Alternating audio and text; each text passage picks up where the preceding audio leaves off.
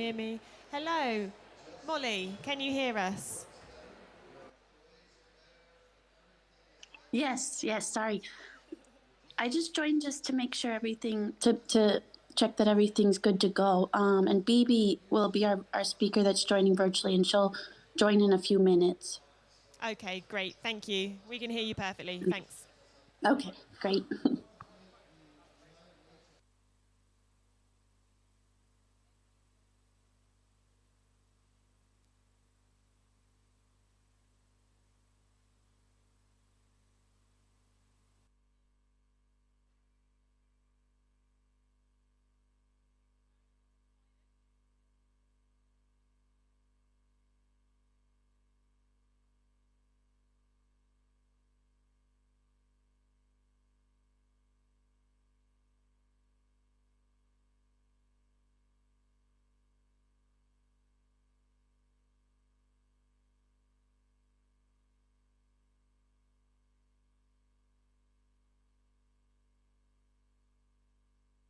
I think you can project a slide.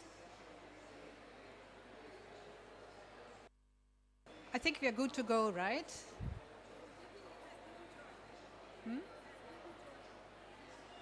Do we have Bibi Jyotsi online? Can you check?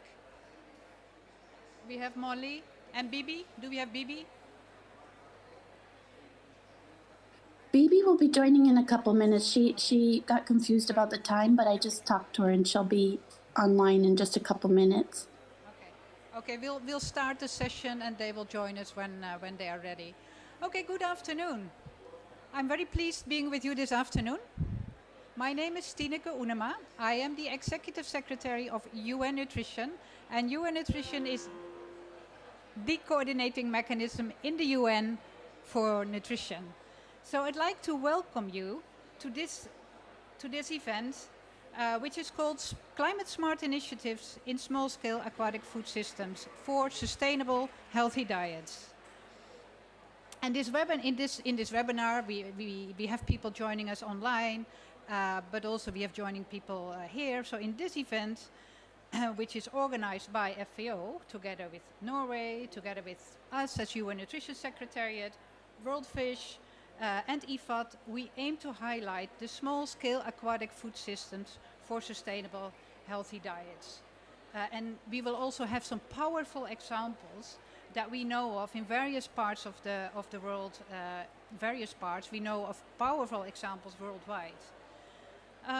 Thank you for joining us, both online and in the room. And before we get to Shakuntala with a keynote address, I'd love to get a video that will show how climate change and disaster risk features in the voluntary guidelines for securing sustainable small-scale fisheries. Those voluntary guidelines were developed by the Committee on World Food Security. Let me say a few more words before we get the video. I'd also like to highlight that this event builds on the UN Nutrition discussion paper we launched last year, which is called The Role of Aquatic Foods in Sustainable Healthy Diets. And in this paper, you can get it online, this paper we highlight that the sustainable healthy diets must include diverse aquatic foods. It must include inclusive policy framework, and it says something about access to innovative climate smart technologies for small scale aquatic food producers to ensure the four betters: production, environment, nutrition and life. This topic is very timely today. We have a lot of momentum. This year is the International Year of Artisanal Fisheries and Aquaculture. But we also have the African Year of Nutrition, and we have the decades of action on nutrition and the decades of action on water and oceans. So we have a huge political momentum for this topic and to highlight the potential of small-scale fisheries for sustainable healthy diets. So without further ado, I'd like to show the videos if the technicians are ready. Thank you.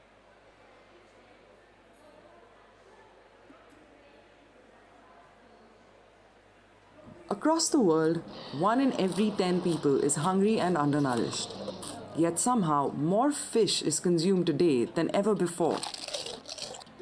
And in developing countries, 50% of this fish comes from small-scale fisheries.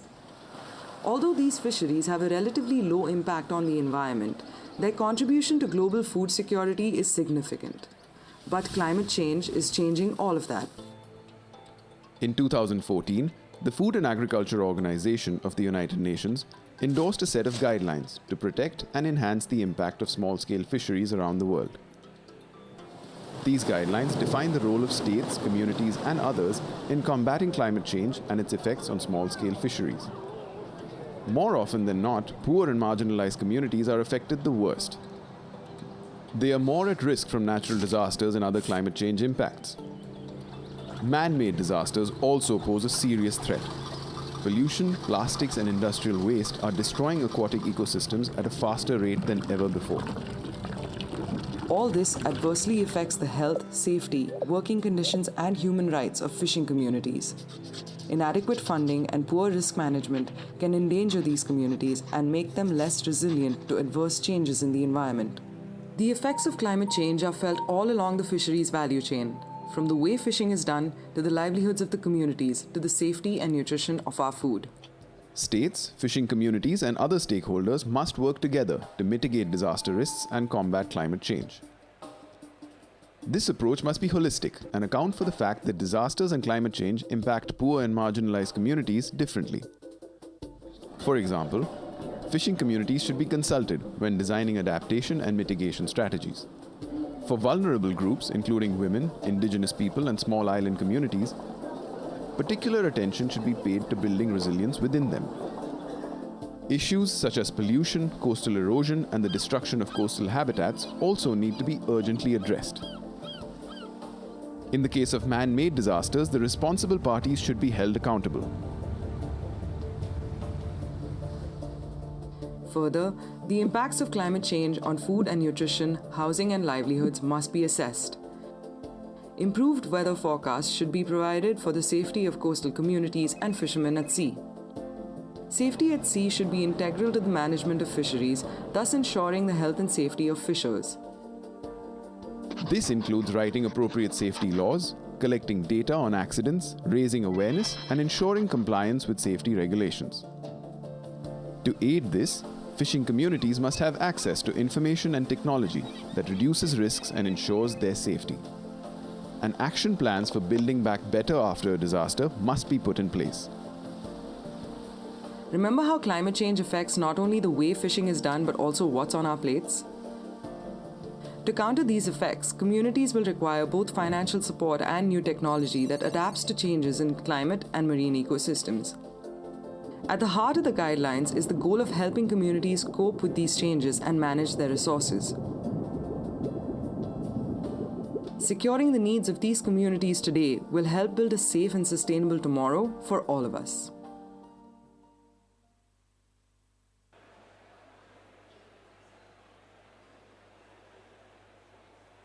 Thanks for this video. I hope you enjoyed it very much. And I believe it's powerful. It shows the potential, and it also shows how the several sectors are connected and should be connected. For now, I'd like to invite my good friend and colleague, Dr. Shakuntala Tilsted, to provide a keynote. Shakuntala is the global lead for nutrition and public health at World Fish. She was named the 2021 World Food Prize laureate for her groundbreaking research, critical insights, and landmark innovations in developing holistic nutrition-sensitive approaches to aquatic food systems, including fisheries in aquaculture. Shakuntala, I'm looking forward listening to you.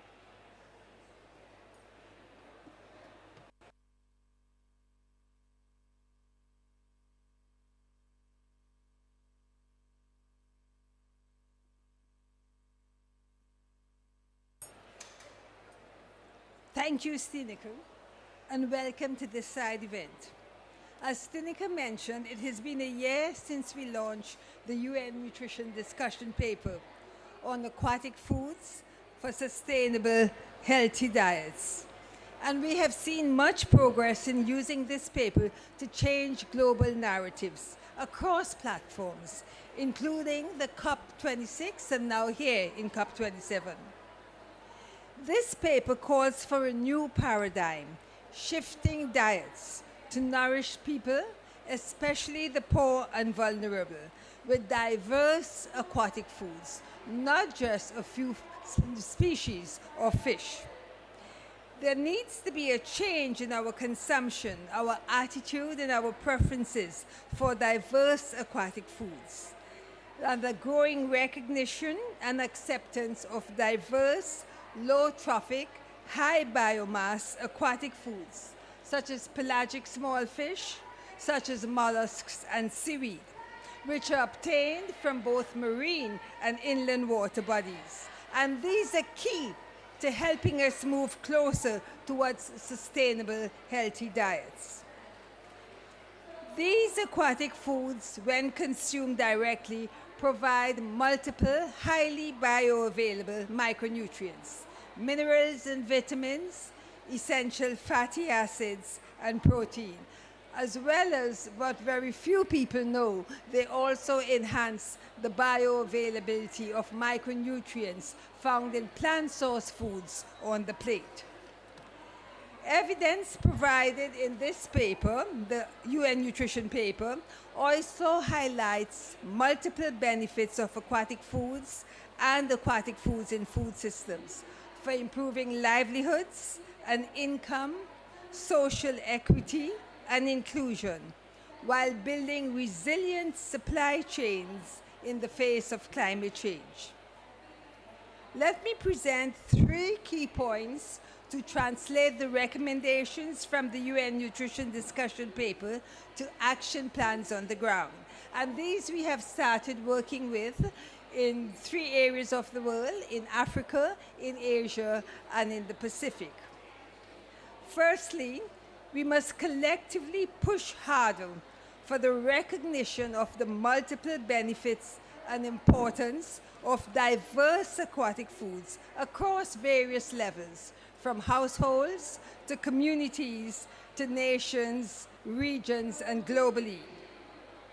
By raising better awareness and demand for diverse aquatic foods, we can then expand the reach of aquatic foods to more communities, such as the use of dried fish in school feeding programs.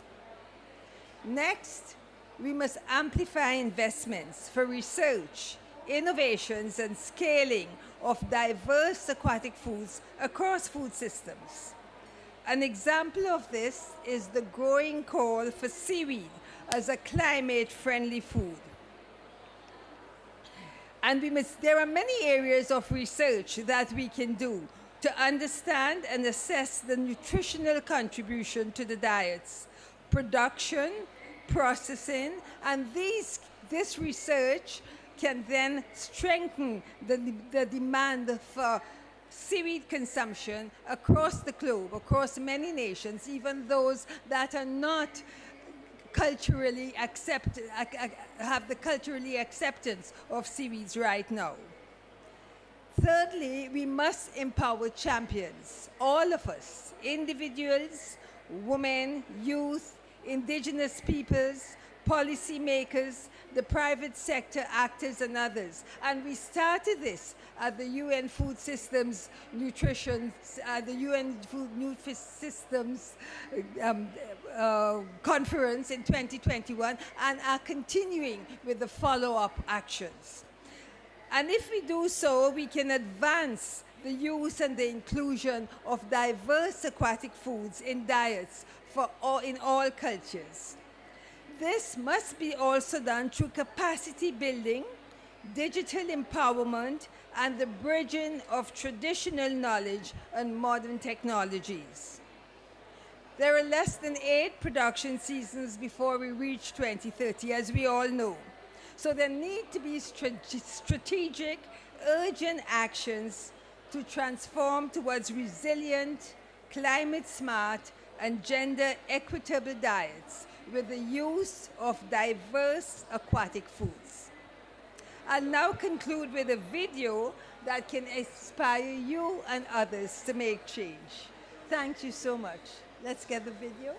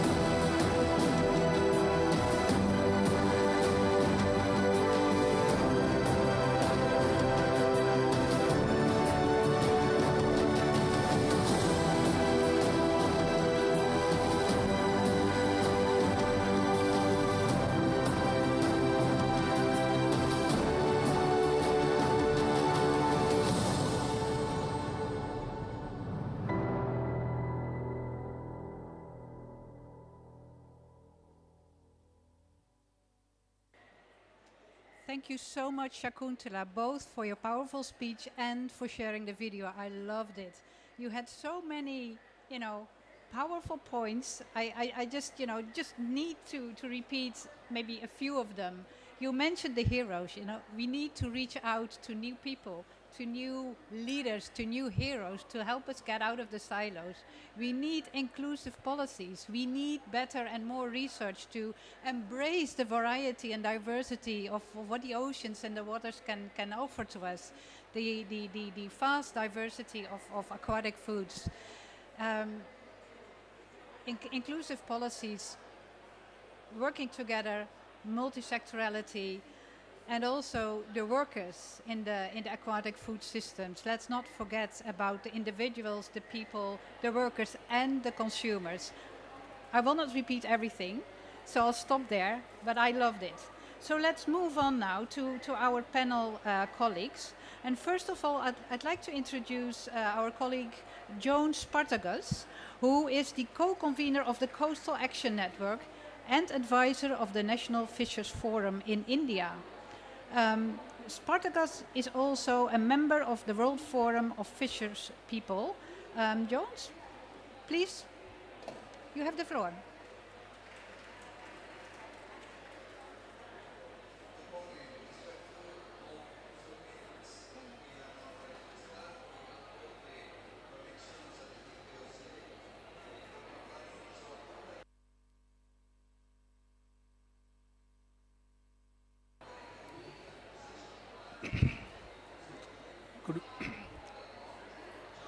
I to see you all. I am here representing the millions of the fisher people all over the globe who provide us you the healthy nutrition diet. I speak here on behalf of the International Planning Committee on Food Sovereignty. So as it is well explained in the videos and by the previous speakers, we feed the world with the nutrition food and makes the world stabilize the world not to be nutrition deficient. But the reality is that today the fisheries, the fisheries resources of us has been pushed to transit.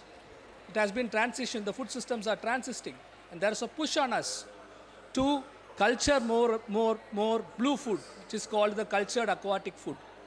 We capture fish and give to the nation to stabilize the food, protein deficient. But the nations push on us to cultivate more and more food, which is not a healthy diet. This transition of food systems occupies our fisheries resources in the inlands, in the sea, and also make us to lose our identities. This has been largely occupied by the global corporates, and it makes the nations to buy their seeds, the fish, which is not at all a healthy nutrient food. And this also excludes the women from our fisherwoman, who has said, which is dominates the fisheries value and supply chain. It excludes them from this fish, because this blue food, what we call as aquatic cultured fish or aquatic food, it is totally a controlled industrial food that is now dominating the entire food systems. Further, if you see the fisheries, the blue economies in the ocean have occupied us. Blue economies are mining the deep seas. It's challenging the fishers not to enter into the sea.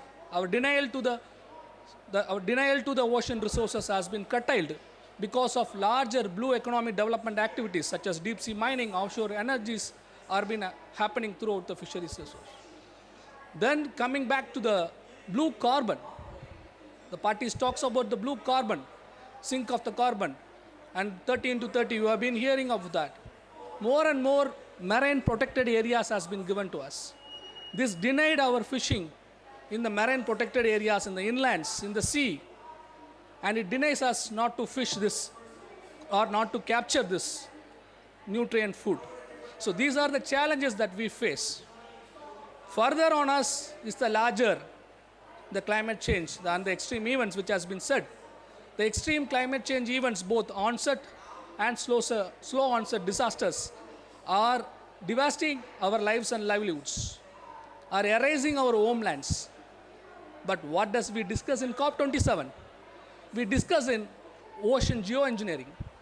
We discuss in ocean geoengineering, which is going to fertilize the entire ocean, the territorial waters and the near shore waters, with iron ore, copper sulfate, to sink the carbon. This is not an act of mitigation. It is a false solution of mitigation pushed on the nations. It has been on top of the agenda of the COP. But this is going to desertify the entire ocean. This is going to challenge the nutrient food, the capture food, and this is going to erase our livelihoods. So we call upon the nations. We have the solutions for it. As said in the previous video, the FAO has aggregated us. We developed guidelines for us, voluntary guidelines of small-scale fisheries, VGSF. But still date, it is, as said, it is 2015. No nations has recognized that. Why? It stops their agendas on blue foods.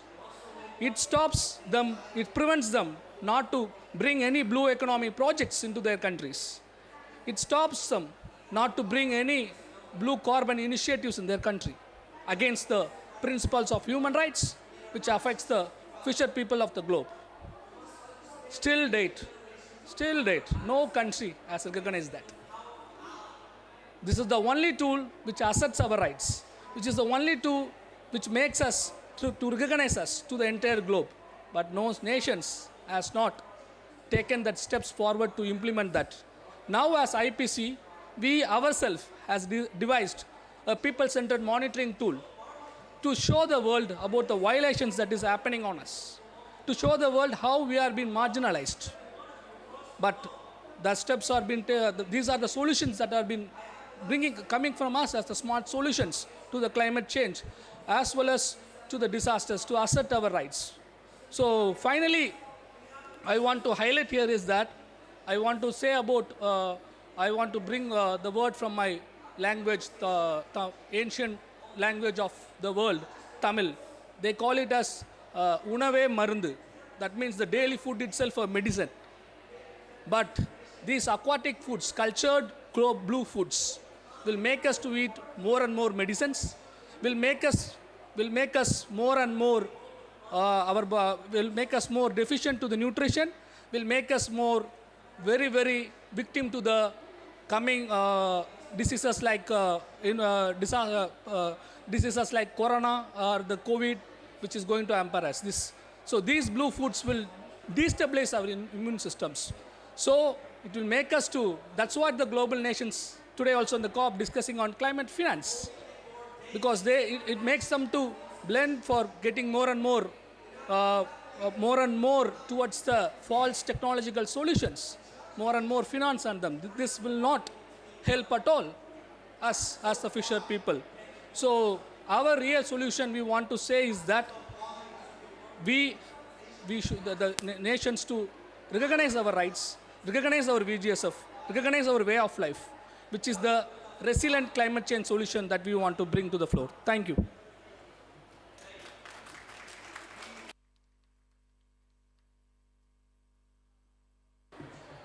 Thank you so much. That was powerful. I loved listening to you, bringing it from very small, almost individual challenges, making it bigger to power imbalances, making it bigger to the climate change challenges that are now upon us. And then also stating that we have the solutions. The voluntary guidelines are there. They've been accepted, but they're not being implemented for those same power imbalances, probably. So I just want to share my hope with you that now, well, maybe it's not even a hope, it's a call. Climate change is upon us. We have the solution. So I just, well, hope that people and negotiators in the room will now see and feel the urgencies to take those voluntary guidelines and implement them, because it's a solution. I'll stop there, and I'd like to go to one of our panelists who is actually online, my good friend and colleague Bibi Jossi. Bibi is a senior advisor for the food and nutrition security at African Union Development Agency, a new partnership for African development special advisor at AUDA NEPAD, and she's based in South Africa. Bibi's work focuses on integrating and mainstreaming nutrition into agriculture and related development agendas, and also to promote a multi-sector approach for addressing all forms of malnutrition. Bibi, if you can hear me, the question to you is how research can be better integrated into policies and what needs to be done to ensure that it influences consumer behavior. Bibi, the floor is yours. I unmute myself. And okay, thank you very much, Spineke, and thank you everyone. It's a pleasure to join you here, albeit virtually. Yes, indeed. I mean, climate change is upon us, and we cannot deny the fact that climate change affects everything that we do, especially food security and nutrition. Now, in the context of Africa, how can research really align better with policies and implementation? I have a few thoughts here, 7 points to be precise. The first one is that no research can and policy should be done in isolation, meaning that we need to have inclusive research from the creation of how research and what research should be done at ground level, translating into policies, and those policies, as a second point, should be further translated and unpacked to design appropriate programs. And we should be listening to the people on the ground as to what their needs are, where the gaps are in terms of research itself, and what kind of relevant research is going to address their challenges. And then we need to ensure that research actually is addressing and is interpreted in the way that it is going to address what people need on the ground. It shouldn't be research such as pie in the sky. And we need to translate these policies into implementable programs that can be tracked, monitored, and evaluated to be able to tweak them at any given point. But most importantly, how much money are we putting into research? How much money are we putting into policy translation and program implementation? And not forgetting that even with the research and the policies, we still need to have the warm bodies that are capacitated, that have the tools to be able to deliver what is needed on the ground.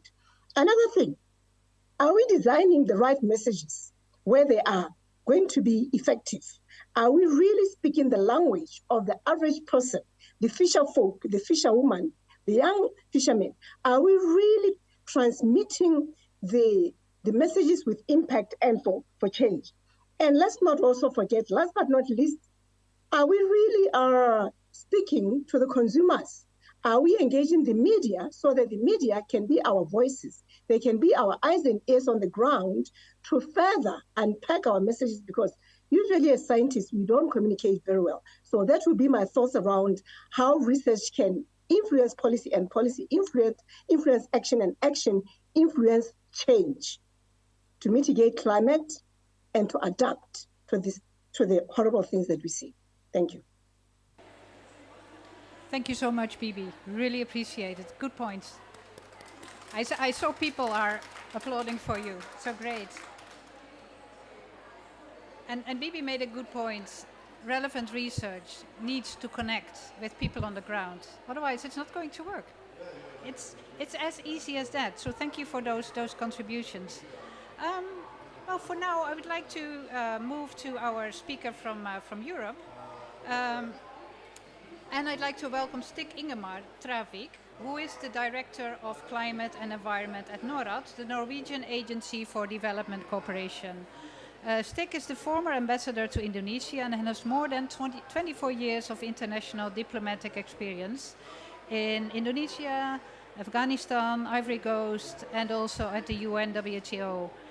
Well, Stig, if you allow me to ask you, could you share how participatory solutions could support climate-smart innovations in small-scale fisheries, small-scale fishery value chains to ensure aquatic food systems continue to deliver food and nutrition security and equitable livelihoods for the future? Just a small question for you. The floor is yours.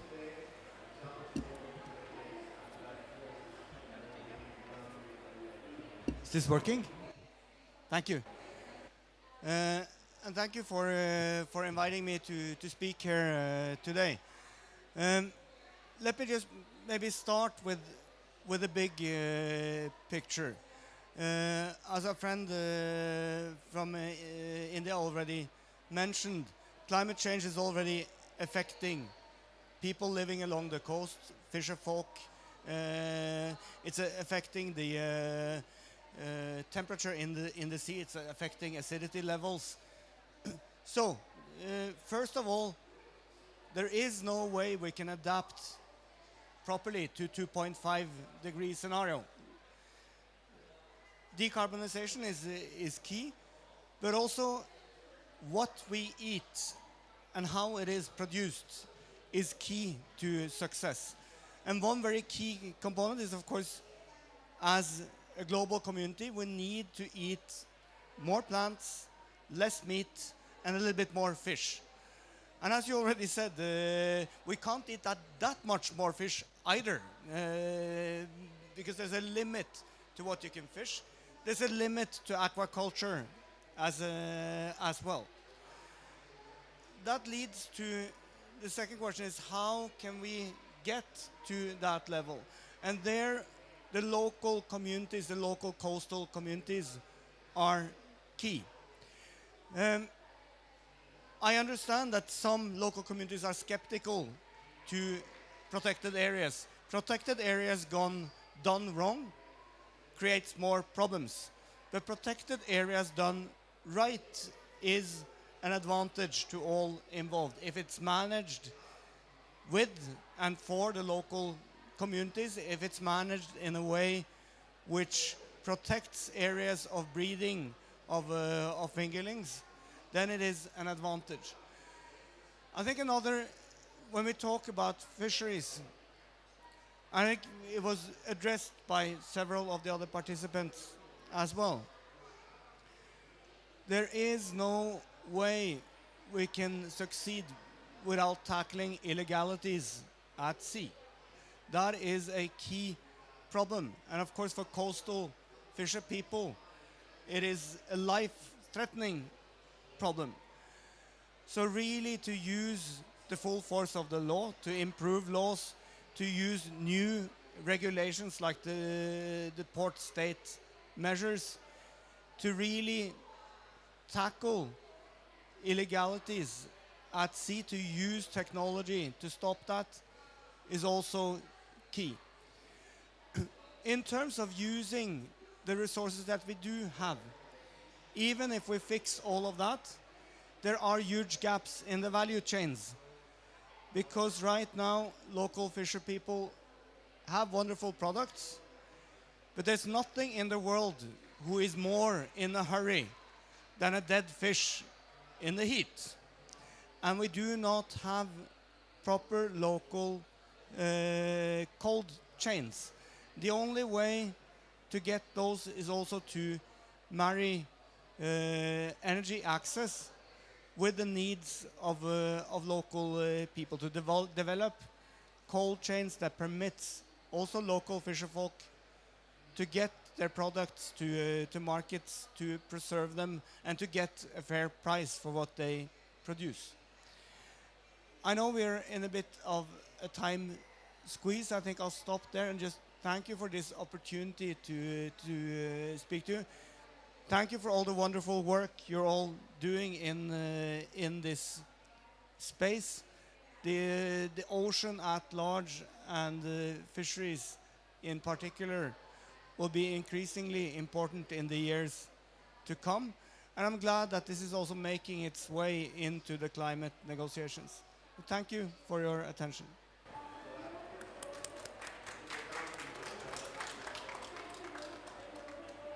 Thank you so much for those contributions. I think you were an excellent last speaker in the panel because you were able to connect some of the dots of the earlier speakers. The inequalities, climate change is upon us. We have the solutions. You mentioned the voluntary guidelines, but these are voluntary, but you called for the enforcement of law. So to go beyond voluntary measures and really to enshrine the regulations and measurements in law to protect local communities and to protect small-scale fisheries. So thank you very much for those insights. We do have a little bit of time for questions from the floor, so the floor is yours. I see one hand up there. Let me get the microphone to you.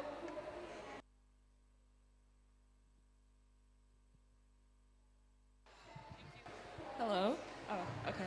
Hi, everyone. My name is Carmela Wilkins. I'm a UC Berkeley delegate. So I have a question generally for the panel. I heard the mention of a gender equitable diet, and I was a bit perplexed by that statement. Can someone give an example as to what that means exactly? Like, what is considered a gender equitable diet and what is not considered a gender equitable diet?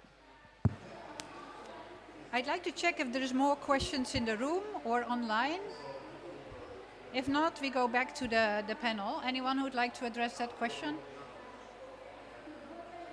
Shakuntala, please. Thank you so much. It's the first time I've also heard that. But in terms of diets, well, much of the data we have on diets, as you know, is at household level. And if you look at sub-household level and you look at members of families, you can see that there is great variety in what different household members eat.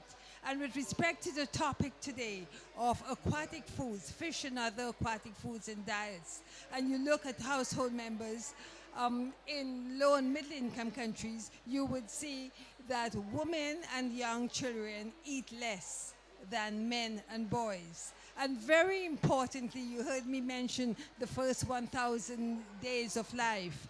And if you would start diets with complementary feeding at 6 months of age and include aquatic foods, which is in very many countries is first given to the child at the age between 1 or even in some countries at 2 years of age.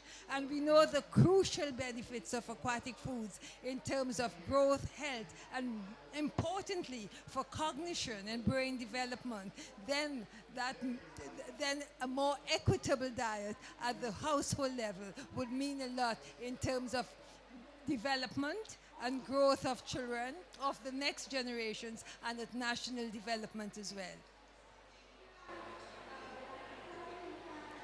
Thank you for answering that question, Shakuntala. I don't know if any of the other panelists would like to add to that. Otherwise, I would have an additional question to the panelists, if I may.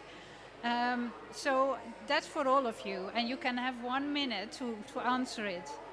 What do you think that needs to be done to ensure that small-scale aquatic food producers processors, etc., so in the entire value chain, can access, use, and maintain climate-smart innovations. So we have the solutions, but how can these small-scale producers, processors, etc., make use of those innovations? Anyone in the room, or otherwise we go first to Bibi online? Bibi, you want to go first? You have 1 minute. Sure. Thank you so much. I think there are a lot of things we can do. What I've seen and what we have observed over the years, I can give specific examples out of Africa. You find that although, yes, the solutions are out there, but there is a disconnect between the application or implementation of the solutions. And sometimes the solutions are not well suited in terms of, just like the question before, gender specificity and gender considerations. So I think if we start to unpack, how we position the policies, how we position the design of the innovations, then we can start to cover across the whole spectrum and across the whole value chain and across the whole lifespan, how people are addressing and how people are appreciating those solutions and really implementing them in a way that is beneficial. Thank you, Bibi. I think that was clear, that we have to solve that disconnect. You mentioned that in your first contribution as well. It's extremely important. Anyone else would like to comment on that part? Stig? Yeah, please, you have the floor.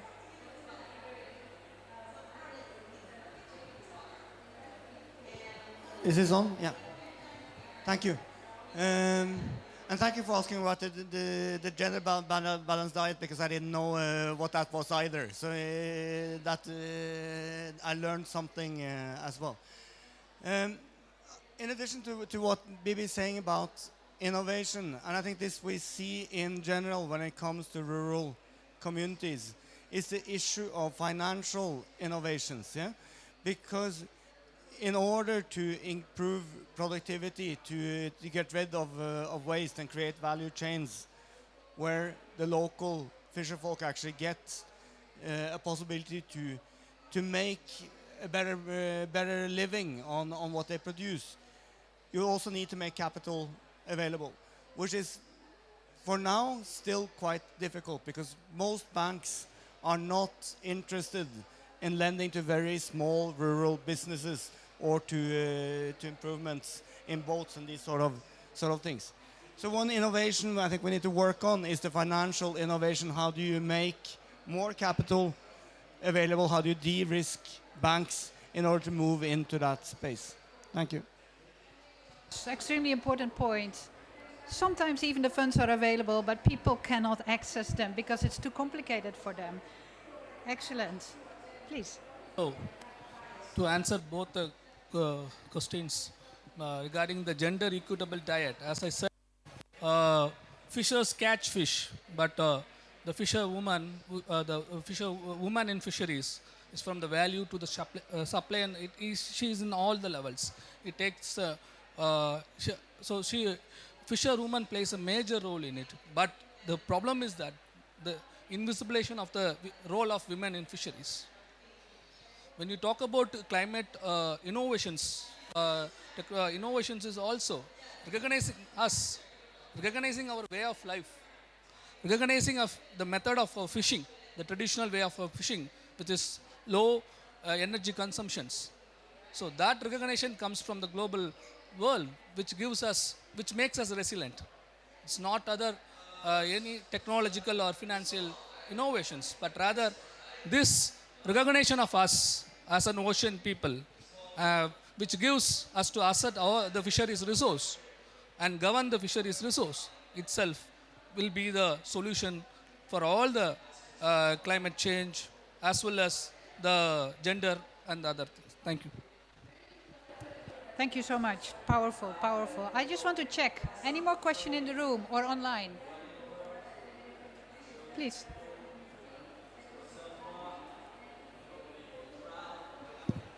Hello, thank you. My name's Leo Chi. I'm with Global Council for Science and the Environment. I just had a question about whether there's a role for consumers in individual countries to be able to be supportive of the goals that you're discussing here.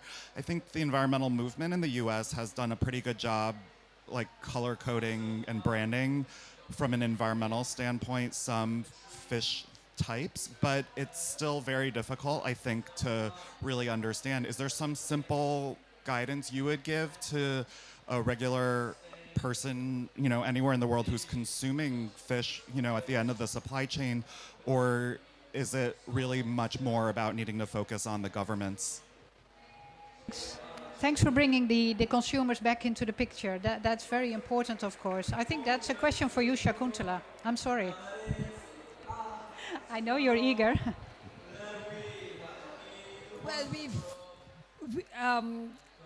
looking at the food systems as a whole, not just aquatic foods, but the food systems as a whole, there's a push in the narrative, not always to start with inputs to production and the production systems, but many times to start with the consumers, the aspirations, the hopes, and the demands of consumers. And if you look in many countries, also especially to the youth, you would see that there's a different demand to foods and consumptions of different foods based on other aspects, for example, sustainability that my generation has been used to. So yes, there's a role for consumers to play.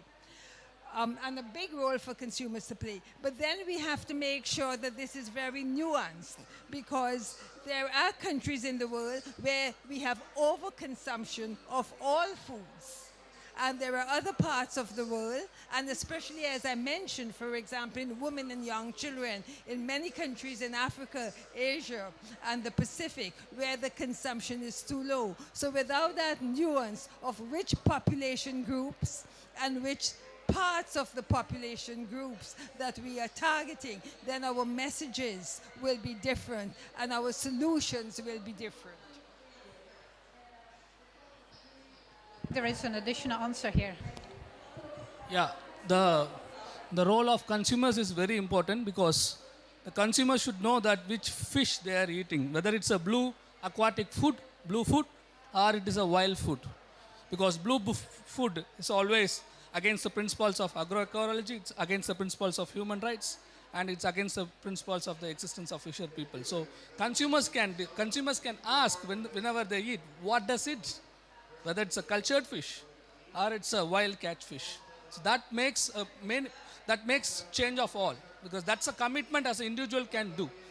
We are expecting for the commitments from the states and the global, but each individuals taking the consumptions can take the change. That change will change the entire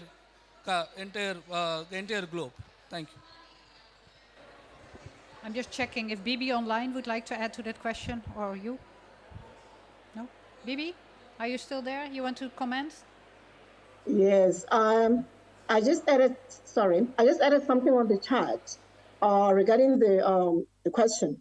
On the issue of innovation, to the gentleman, I just said we also have to respect indigenous knowledge systems, so that we don't push out what our grandparents and great grandparents knew. So we need to merge modern innovations with our traditional knowledge systems, so that we carry through the cultures and we carry through the knowledge, and we are able to really be effective.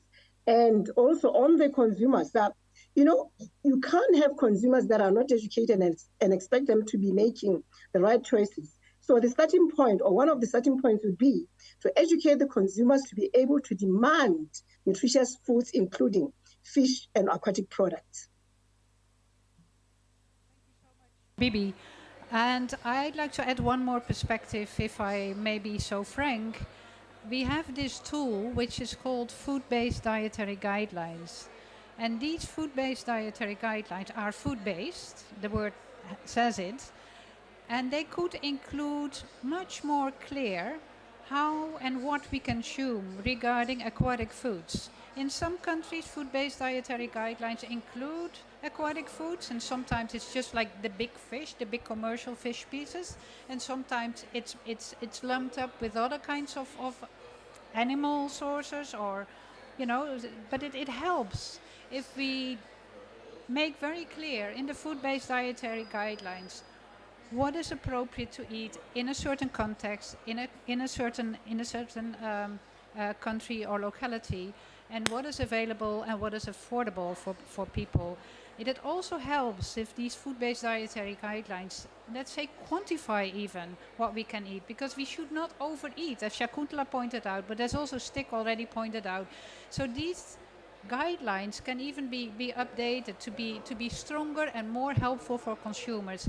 And one more thing I'd like to add, since I'm speaking of food-based dietary guidelines, work can be done and should be done to include sustainability criteria in those food-based dietary guidelines. And making use of the diversity of the aquatic foods we have around us helps a lot. So apologies for also adding to the discussion here, but I think we have come to the end of this event. So let me say a few closing remarks.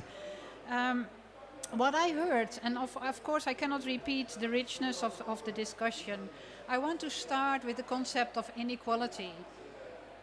We have a tool which is called the Committee on World Food Security's Voluntary Guidelines for Small-Scale Fisheries. If we would implement that tool, we could also address the problems of inequality.